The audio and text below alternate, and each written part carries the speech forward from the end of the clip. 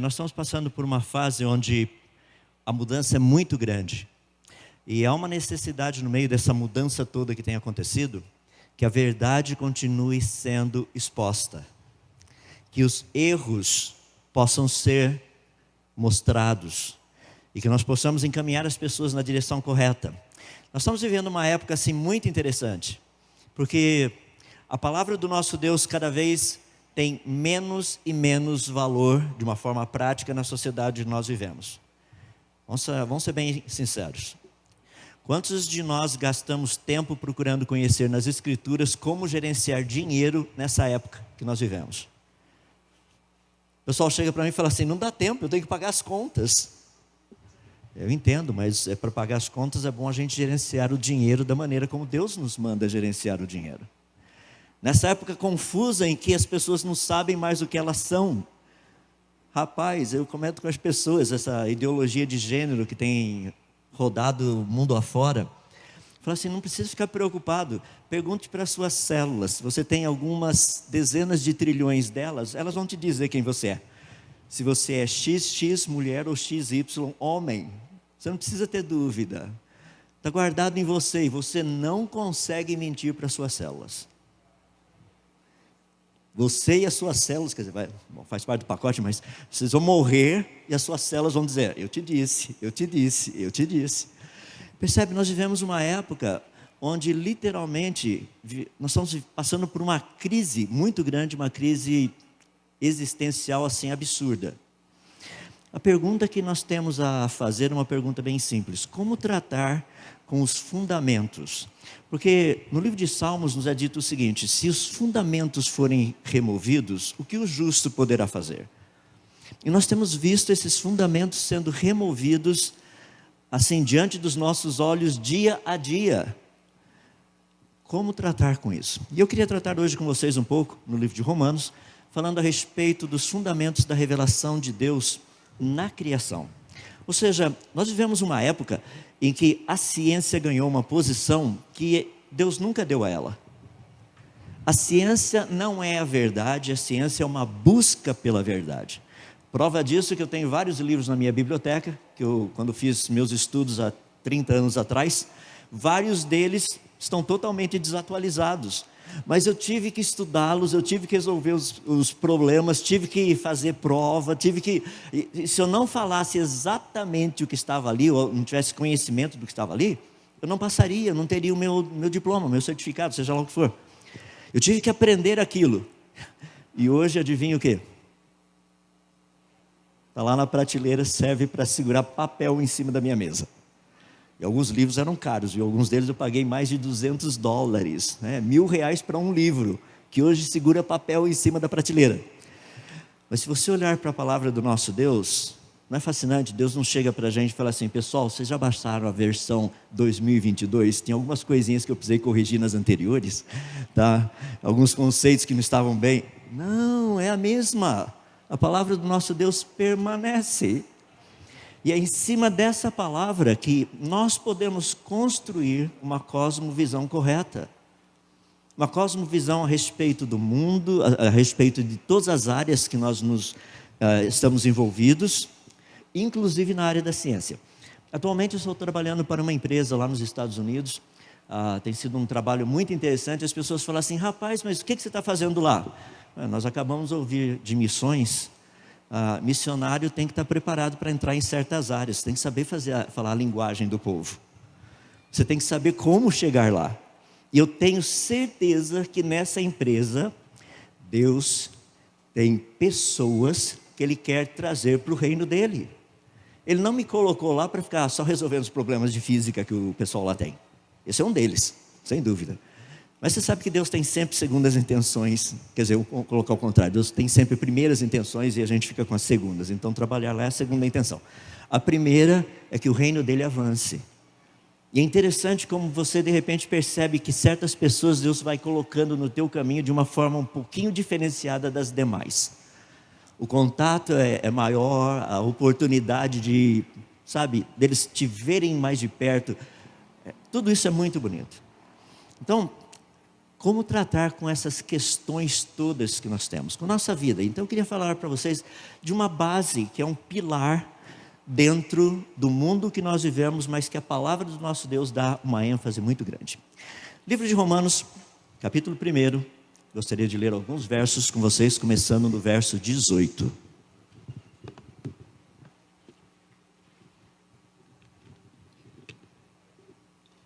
Eu estava trabalhando ontem com o pessoal lá na palestra e perguntei a eles, onde a água há?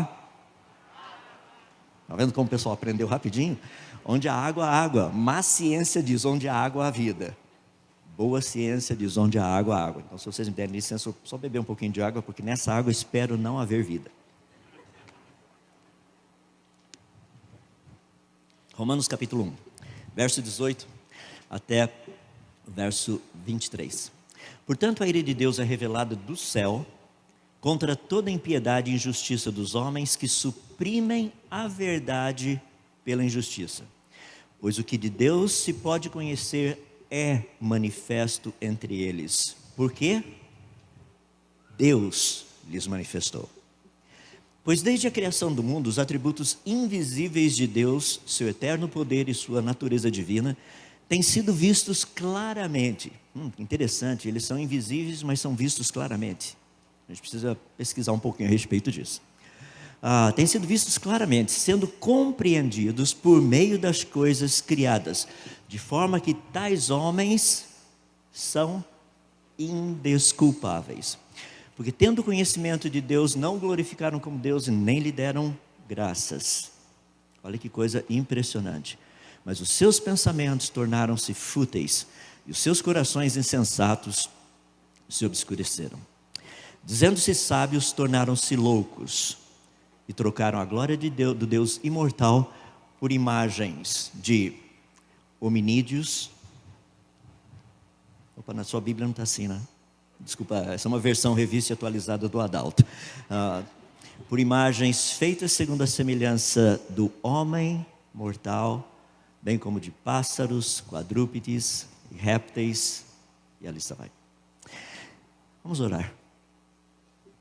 Querido Deus, nós estamos uma vez mais diante da Tua palavra, gratos porque ela é a Tua revelação.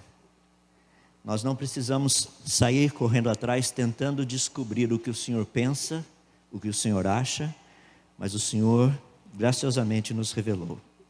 Pedimos a Ti, ó Deus, nesses momentos que passarmos juntos, clareza de pensamento, pedimos clareza também para ouvir, e que aquilo que ouvirmos possa fazer sentido, possa fazer parte da nossa vida, possa nos ajudar a como viver nos dias de hoje, dias tão difíceis, pessoas, assim, um mundo totalmente desnorteado.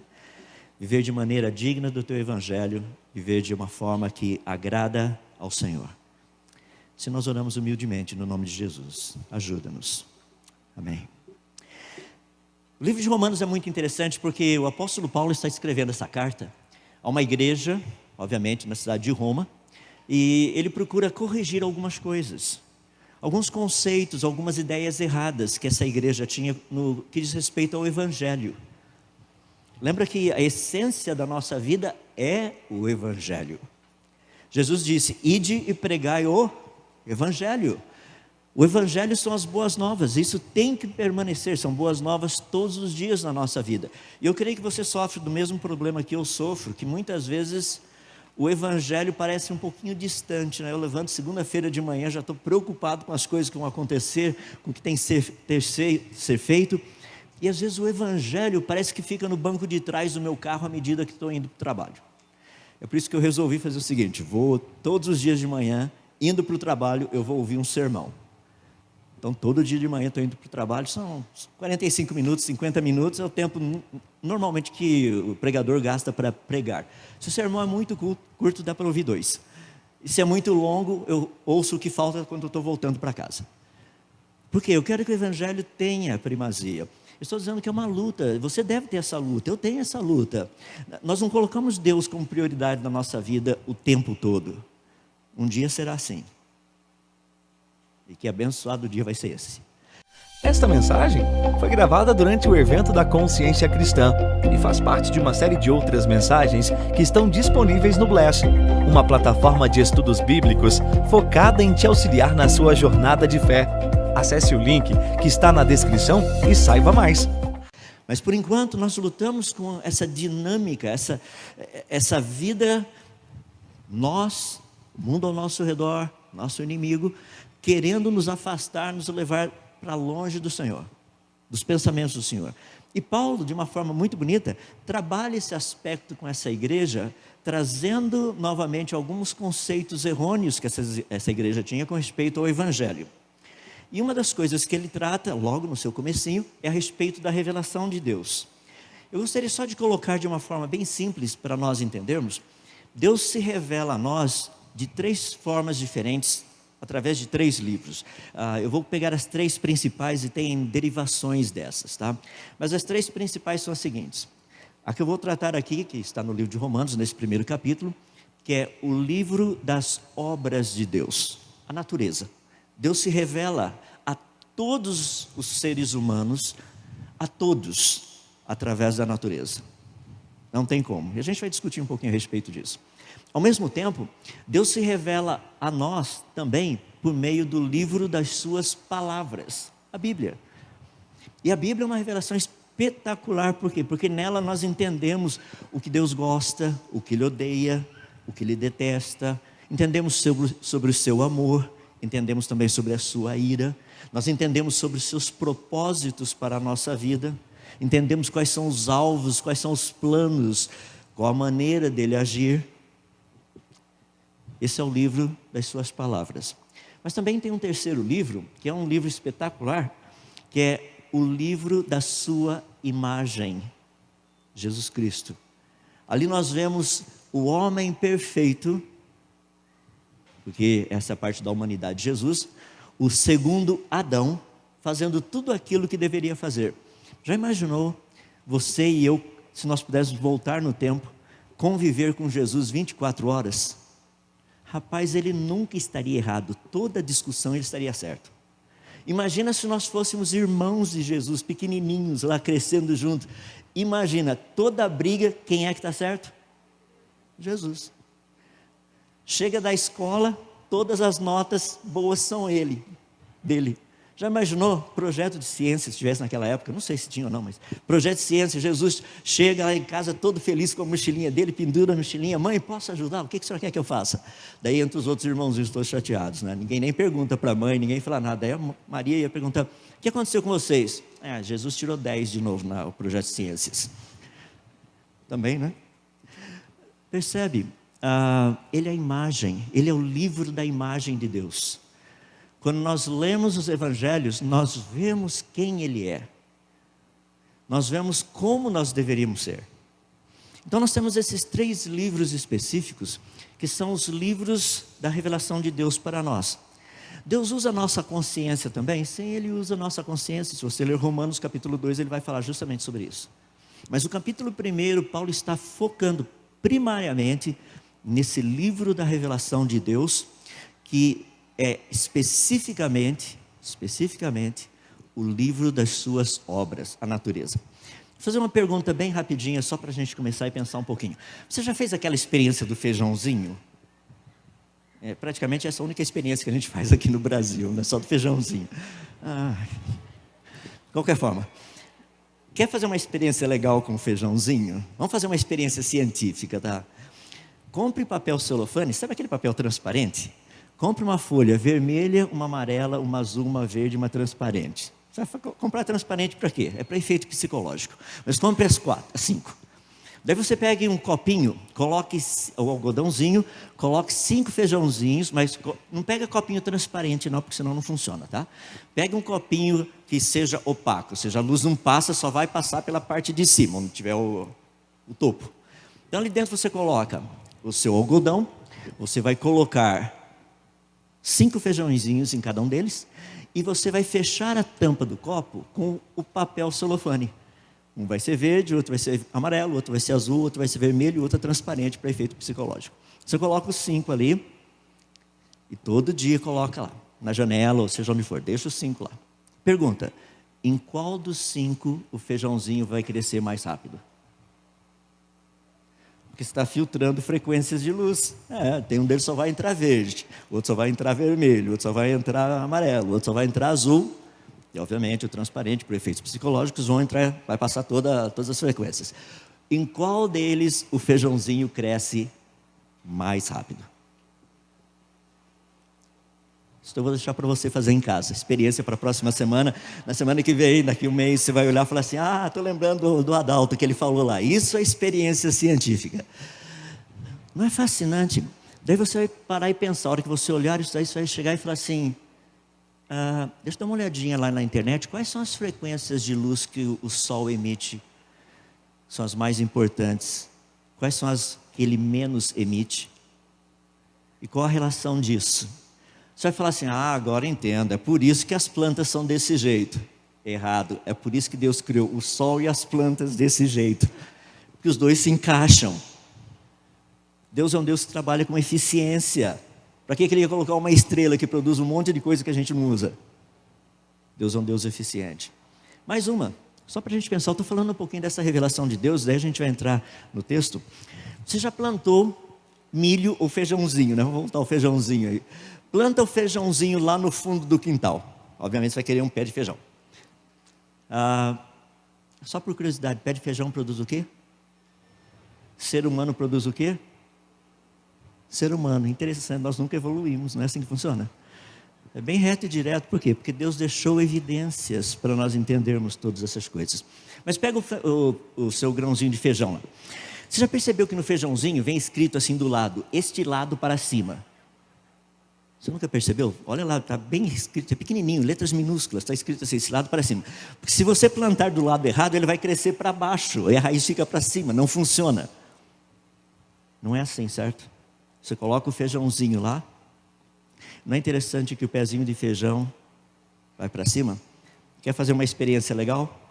Pegue um feijãozinho, coloque em volta um fiozinho, pode ser fio de cobre bem fininho, e tem que ficar num lugar úmido. Então você pendura esse feijãozinho no meio do algodãozinho. Hora que a pontinha do feijão começar a aparecer, vira o teu fio de cobre, sabe para quê? Para que a pontinha do feijão agora fique para baixo. Sabe o que vai acontecer com esse brotinho de feijão? Ele vai virar e começar a subir. Sabe o que você faz? A hora que ele começar a subir, vira de novo apontando para baixo. Sabe o que vai acontecer? Ele vai dar a volta e vai subir de novo. Isso é experiência científica. Rapaz, como é que o pezinho de feijão, aquele negocinho, sabe para que lado é para cima?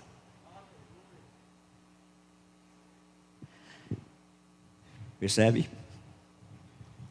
Tais homens são indesculpáveis. A evidência está em todo lugar, até num simples feijãozinho. Deixa eu te dar mais uma. Você já viu formigueiro? Espetacular, não é? Por que formigueiro não tem problema com enchente?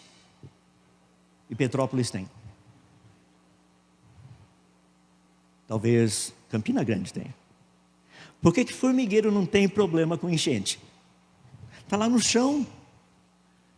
Imagina o coitadinho das formiguinhas. Começa a chover, você vê formiguinhas andando de joelho, falando: Senhor, que não inunde.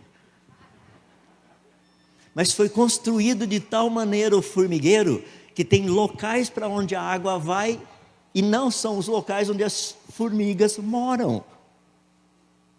Aí você lê lá no livro de Provérbios, fala assim: vai ter com a formiga o preguiçoso, considere os teus caminhos e produz ou faça lugar para a água ir para o lugar certo. Percebe? Quando nós estudamos a natureza, ela está cheia de evidências de um Criador sábio. Deixa-me explicar por quê. Porque as pessoas têm a tendência de falar assim: não, mas as formigas evoluíram. Deixa eu mostrar o exemplo. Pega o seu cãozinho e ensine vários truques para ele, tá? Minha filha gosta de ensinar uns truques meio malucos pro coitadinho do cachorrinho. Ela chega lá, bang, e o coitadinho cai. Falei: nossa, está treinando para ser assaltado, tá vendo só? Agora olha que legal. Vamos supor que minha filha pegasse o cãozinho que ela tem, bem treinado, achasse uma fêmea, tá? Uma cachorrinha, uma cadelinha, e treinasse a fazer exatamente os mesmos truques que o cãozinho dela faz. Os dois cruzassem e nascessem filhotinhos. E daqui uns meses os filhotinhos estão grandes o suficiente para você chegar e fazer bang! O que eles iriam fazer? Nada. Porque isso não passa de uma geração para outra. Ei, peraí, como é que as formiguinhas aprenderam a fazer formigueiro? Porque isso não passa de uma geração para outra. É impressionante. Deus se revelando. O problema maior é que precisamos entender o que essa dinâmica nos mostra. O que seria isso? O texto de Romanos começa dizendo algo muito interessante no verso 19, que é o seguinte: portanto, a ira de Deus é revelada do céu. Percebe? A ira de Deus é revelada. Se ela não tivesse sido revelada, nós não saberíamos. Nós não teríamos noção disso. É aquele negócio, Deus é amor. Sim, Ele é, está correto isso. Mas Deus também se ira. E o texto nos diz que Ele se ira do céu. Rapaz, seria tão bom se Ele irasse daqui de baixo, mas é lá de cima. Porque lá de cima é possível ver todas as coisas. Eu digo lá de cima em todos os sentidos, tá? Na física não faz sentido, porque lá de cima, por exemplo, minha filha mora na Coreia do Sul.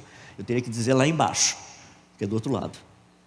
Mas quando eles olham para cima, também é o lugar onde Deus está. Eu estou falando de lugar físico, tá? Então a ira de Deus é revelada do céu, e ela é revelada contra toda impiedade e injustiça dos homens que suprimem a verdade pela injustiça.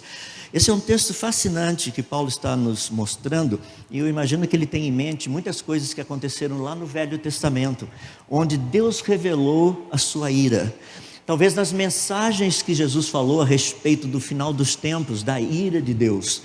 Todo esse contexto de uma ira sendo revelada, e tem uma razão específica a respeito disso. Se você olhar bem o texto aí, você vai perceber que essa ira é contra toda impiedade e injustiça.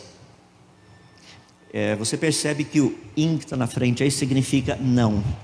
Não piedade, não justiça.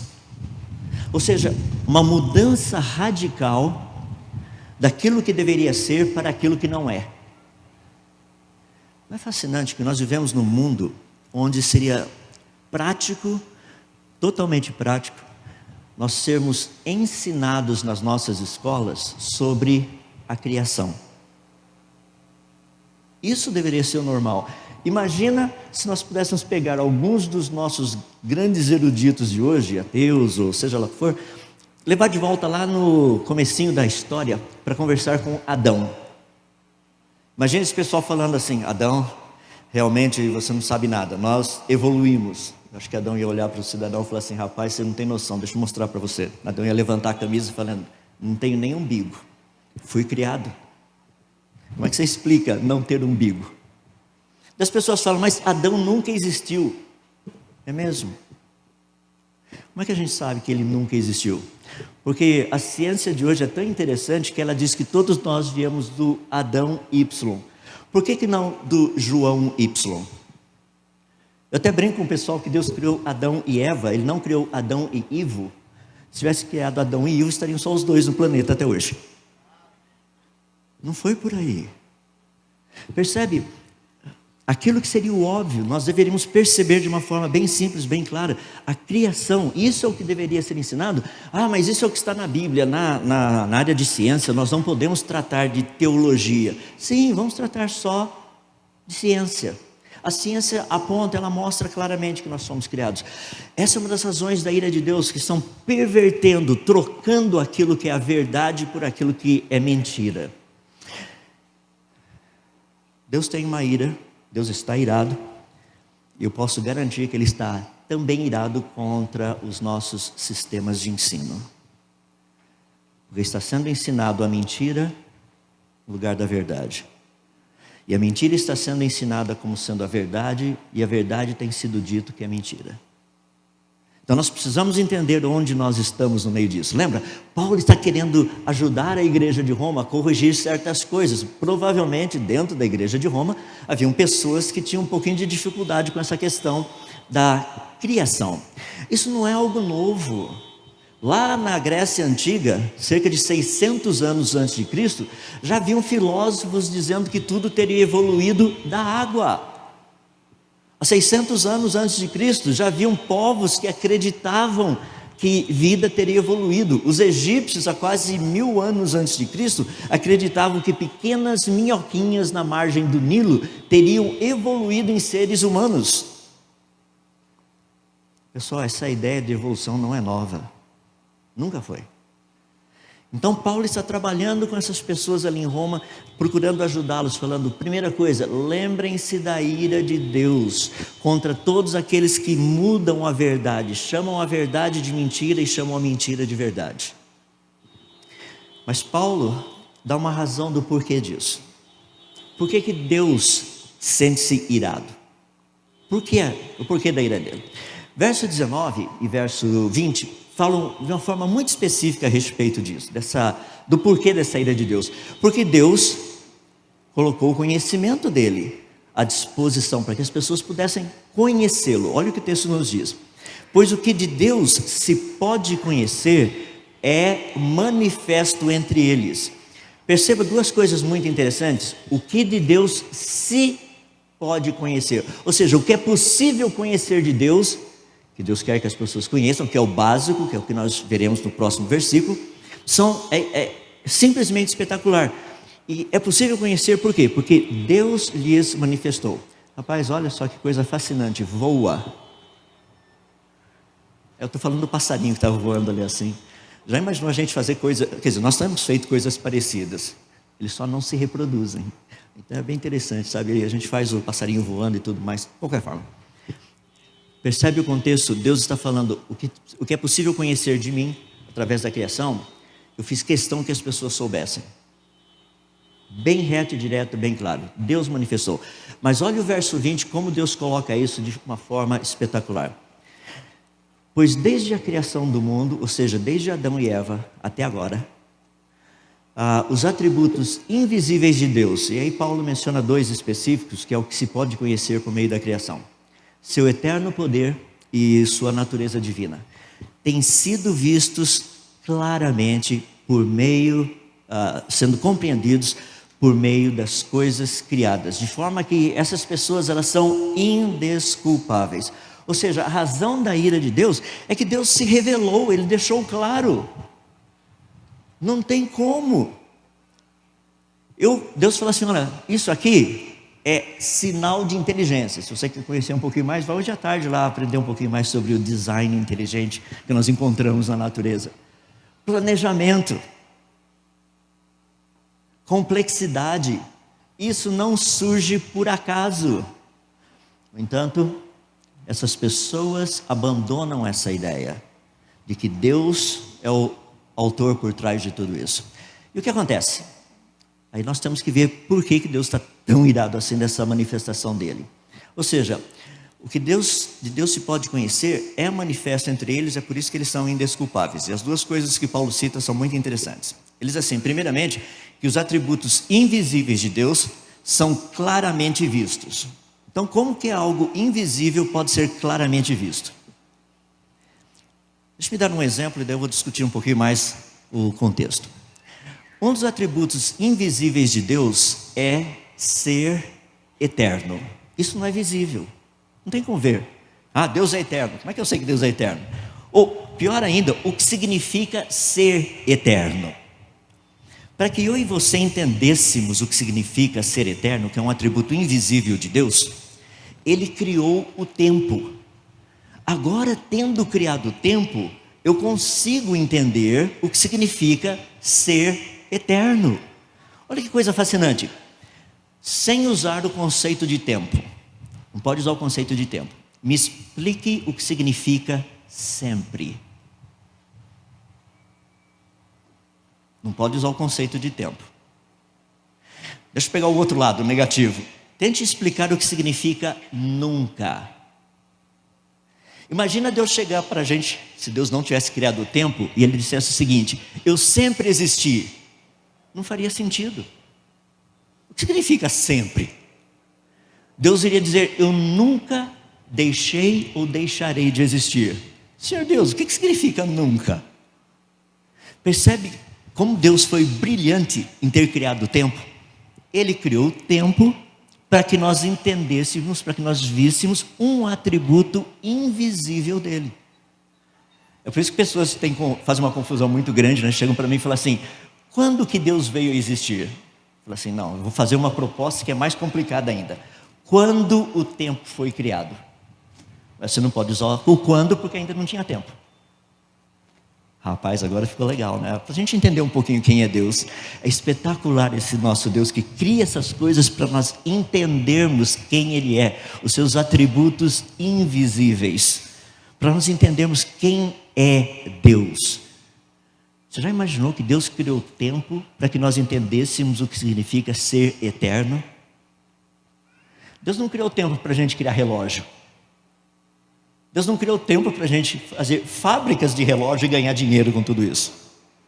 Não, Ele criou tempo para que nós entendêssemos um dos seus atributos invisíveis. E é isso que Paulo está falando, ou seja, Deus faz uma revelação de si mesmo. Ele mostra que a natureza foi trazida à existência para refletir quem Ele é, os seus atributos invisíveis. Imagina a grandeza do nosso Deus. As pessoas chegam e falam para mim: Deus é grande. Eu falo: amém, irmão, Ele é muito grande. Deixa eu fazer uma pergunta para o irmão: quão grande é Deus? Deus é muito grande. Ô irmão, o senhor não falou nada até agora, o senhor só falou que Deus é grande. Continua, vamos para o próximo passo. Quão grande é Deus? Não, o irmão não tem noção do quão grande é Deus. Eu volto para o irmão e falo: irmão, até agora o senhor não falou nada. Vamos colocar isso de forma prática. Daqui até o Sol são 150 milhões de quilômetros. Eu acho que Deus é grande. Não, peraí, isso é pequeno. A estrela mais próxima da gente está além do Sol, está a cerca de 41 trilhões de quilômetros. A estrelinha mais perto da gente. Eu acho que Deus é grande, mas essa é a estrelinha mais perto da gente. Você sabia que para a gente ir de uma extremidade da nossa galáxia até a outra, são 100 mil anos-luz, e um ano-luz equivale a 9,5 trilhões de quilômetros. Eu acho que Deus é grande. O senhor sabia que a galáxia mais próxima da nossa galáxia está a 2,5 milhões de anos-luz? Lembra que um ano-luz é 9,5 trilhões de quilômetros. Então você vai precisar pegar 2,5 milhões, multiplicar por 9,5 trilhões. Eu falo para o irmão: eu acho que Deus é grande. Ô irmão, sabia que o universo que nós moramos deve ter aproximadamente 93 bilhões de anos-luz? Então você vai precisar pegar 93 bi, multiplicar por 9,5 tri, daí você começa a ter uma ideia do universo. Fala assim: irmão, deixa eu contar para o senhor. Você sabia que a Bíblia diz que Deus mediu os céus a palmos? Imagina tomar uma bolacha do Senhor Deus para você ver o que acontece. Terrível coisa cair nas mãos do Deus vivo. Literalmente. Percebe? Agora nós começamos a ganhar uma noção de quem Deus é. É por isso que todas essas coisas foram trazidas à existência. Porque quando Deus diz que Ele é grande, Ele não está brincando. Ele é um grande Deus. É por isso que Deus nos convida a trabalharmos com Ele. Não é porque nós sejamos capazes, é porque Ele é grande. Não porque nós sejamos inteligentes, mas porque Ele é o Todo-Poderoso Sábio. Percebe? A natureza foi criada para isso, para que nós entendêssemos quem é esse Deus. É por isso que os homens são o quê? Indesculpáveis. Eu estou falando pessoal, foi colocado um novo observatório, o Webb, e mais alguns meses, em julho, ele deve estar totalmente operacional. Rapaz, o que a gente não vai ver? As obras das suas mãos. Você fala assim: mas a NASA não colocou esse negócio, a NASA, a ESA e outros grupos aí que trabalharam para montar esse observatório, telescópio. Eles não estão pensando na glória de Deus. Eles não, mas Deus está. Foi por isso que Deus financiou a obra. Foi por isso que Deus deu ideia para esses caras: vamos fazer um telescópio. Deus fala: tem que ser um telescópio que nos ajude a ver como foi logo no início. Deus fala: olha para a minha palavra, mas tudo bem, vamos usar o telescópio. Dai a César o que é de César, dai a Deus o que é de Deus. Vamos montar o telescópio, vamos olhar lá no comecinho, vamos ver. É porque o Hubble foi muito interessante. O Hubble consegue ver bem longe.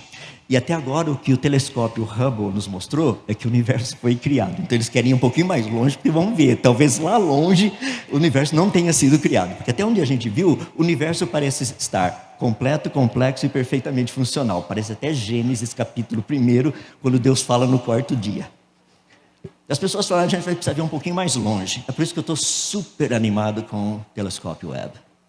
A gente vai ver pelo menos 10 vezes mais longe, com mais clareza. Já viu, né? Deus não gosta de coisa míope. Ele falou assim, vou deixar bem claro agora. Vamos colocar um bom telescópio, melhor ainda. Eu vou custear tudo, vou ter ideias brilhantes, o pessoal vai fazer, e sabe o que é melhor ainda? Vai funcionar.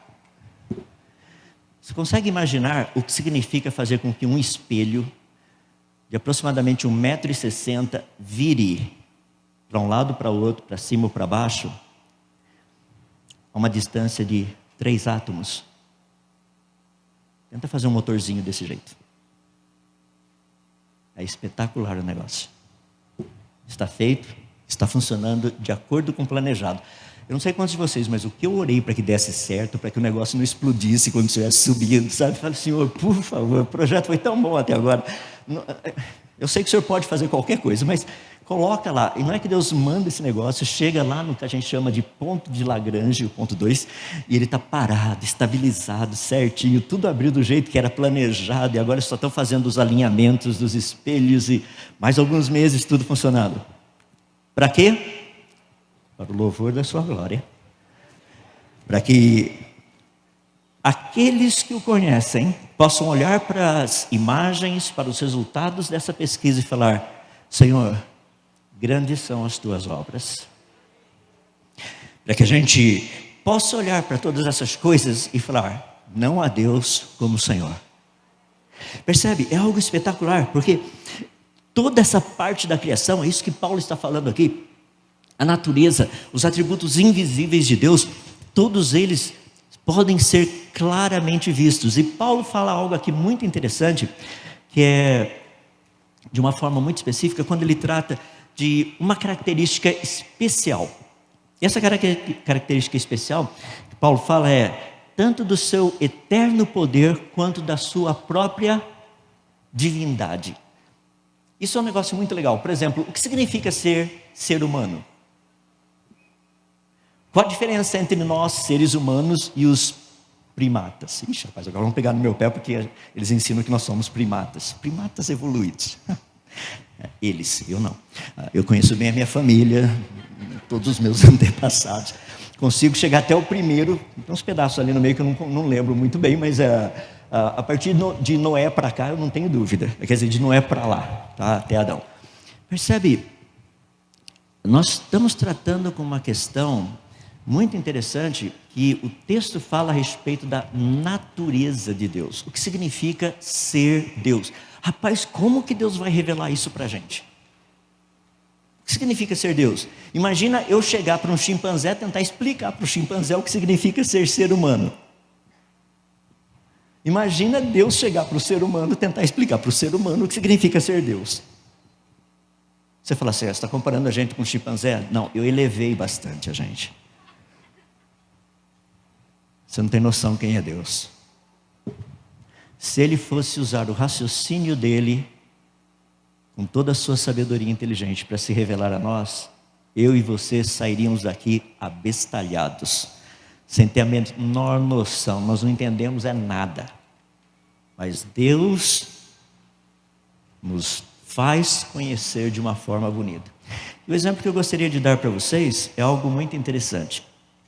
Deixa eu começar primeiro dizendo que na língua grega, quando diz que o que se pode conhecer desses atributos de Deus, tanto o seu eterno poder quanto a sua própria divindade, que podem ser claramente vistos, sendo compreendidos. Aí é como nós conseguimos ver o invisível, por meio da compreensão. Então nós conseguimos compreender. E Deus fala assim, eu quero mostrar para vocês o que significa ser Deus. A natureza divina, a essência. Você fala, rapaz, estou pronto, vamos lá, Senhor Deus. E o que você esperaria que Deus fosse fazer? te dar um trabalho, um tratado teológico, não é? Olha, estude esses 50 volumes de teologia. Não estou dizendo que teologia não seja boa, não é isso que eu estou dizendo, tá? Por favor. Estude esses 50 livrões desse tamanho, 1000 páginas cada um de teologia, e daí você irá entender o que significa ser Deus. Sem dúvida, através das Escrituras nós aprendemos muito a respeito do que Ele gosta, como eu já mencionei, do que Ele odeia, todas essas coisas. Mas o que significa ser Deus? Por que Deus disse de uma forma tão bonita, tantas vezes no Velho Testamento, não existe outro Deus, não que eu conheça. Não tem nenhum. Como é que Deus pode fazer uma afirmação dessa? E aí entra a parte que é bonita, porque essa é uma evidência que está na natureza. Um dos cursos que eu fiz de matemática, que foi muito interessante, foi estudar geometria, formas. Isso é muito legal, porque geralmente a gente estuda assim o círculo, né? Por falar nisso, quer ver que legal? O que seria uma reta? Descreva uma reta em função de um círculo.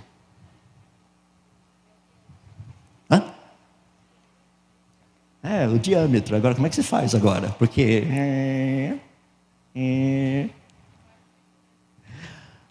se você dividir em segmentos, daí não vira mais um círculo. Não é legal? Posso dar a definição de reta? Essa aí para você levar para casa. Reta é um círculo cujo raio é infinito. Você fala, rapaz, não entendi nada. Isso é normal, fica sossegado, não precisa ir para casa deprimido. Ou seja, a reta nada mais é do que um círculo com raio infinito. Estudar figuras geométricas é algo espetacular, é muito legal. A gente aprende muita coisa. E eu queria falar de uma delas, que é o triângulo, para a gente poder ver. Estou indo para a reta final. Sabe a parte bonita? Quando nós estudamos um triângulo, você percebe que um triângulo tem 3 lados. Para ser triângulo, tem que ter 3 lados. Você já, por acaso, já viu um triângulo de 2 lados? Triângulo de um lado só? Triângulo de 4 lados? Qual é a definição? Qual é a essência? Se for triângulo, tem 3 lados. É por isso que Deus disse, se for Deus, tem que ter 3 pessoas. Não existe Deus de uma pessoa só. Não existe Deus de 2 pessoas. Não existe Deus de 4 pessoas. Se for Deus, tem 3 pessoas. Essa é a essência da natureza divina. Para concluir, olha por quê. Quando nós olhamos a natureza, você percebe que a natureza tem esse padrão. 3 em 1. Tempo. Passado, presente, futuro. Espaço. Largura, altura, profundidade.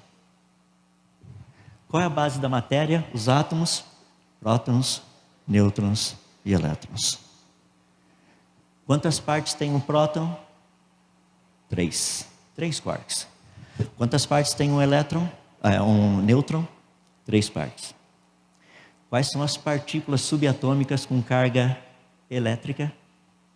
3. São os leptons. Quantas partículas subatômicas sem carga elétrica? 3. Os neutrinos. Quais são, os 3 estados básicos da matéria? Eu não vou entrar no plasma, porque aí você tem um monte de coisa juntos, tá? Sólido, líquido, gasoso. Quando você estuda música, quais são as 3 partes? Melodia, harmonia, ritmo. Eu vou deixar você fazer o resto da pesquisa. Você vai perceber que a natureza, ela é 3 em 1. Essa é a razão do porquê da ira de Deus. Ele se revela. Está na natureza. Num simples feijãozinho, até as galáxias mais distantes, até as menores partículas subatômicas que nós estudamos. Você acredita que tudo isso é fruto do acaso? Não faz sentido. Isso é projeto de um grande designer. Se você pensa que Deus não entende de física, química, você está errado. Vamos orar. Querido Deus, nós somos gratos a Ti pela Tua criação, obras das Tuas mãos. Especificamente, eu quero dar muitas graças ao Senhor por ter trazido tantas pessoas à existência que estudam de uma forma específica as obras das tuas mãos, para que nós possamos transmitir aos outros o significado das obras das tuas mãos, a grandeza delas, a complexidade, a beleza, a sabedoria e o poder para tê-las trazido à existência. Senhor, nós rendemos muitas graças a Ti por quem o Senhor é, porque o Senhor fez questão, através da natureza, pudéssemos entender muitos dos Teus atributos invisíveis. E Senhor, ajuda-nos a nos alegrarmos nisso. No meio desse mundo tão confuso que nós vivemos, eu peço a Ti, ó Deus, ajuda-nos a sermos testemunhas fiéis, falando de uma forma clara, simples, reta, objetiva, a respeito da criação, que o Senhor trouxe todas as coisas à existência. E, ó Deus, nós rendemos glórias ao Senhor, damos graças a Ti, porque, como o Senhor mesmo disse na Tua palavra, não há Deus como mim mesmo. O Senhor é Deus. O Senhor é o grande Deus. Permite, ó Deus, que continuemos no meio dessa geração confusa, revoltada contra o Senhor, sermos instrumentos úteis nas Tuas mãos, para o louvor da Tua glória, para falarmos e testemunharmos a respeito da verdade em todas as áreas. Continua abençoando esse evento, Pastor Elder, todos aqueles que fazem parte do pacote todo, que esse evento continue para o louvor da Tua glória. Se nós oramos humildemente no nome daquele que trouxe a todas as coisas à existência. Esta mensagem foi gravada durante o evento da Consciência Cristã e faz parte de uma série de outras mensagens que estão disponíveis no Bless, uma plataforma de estudos bíblicos focada em te auxiliar na sua jornada de fé. Acesse o link que está na descrição e saiba mais.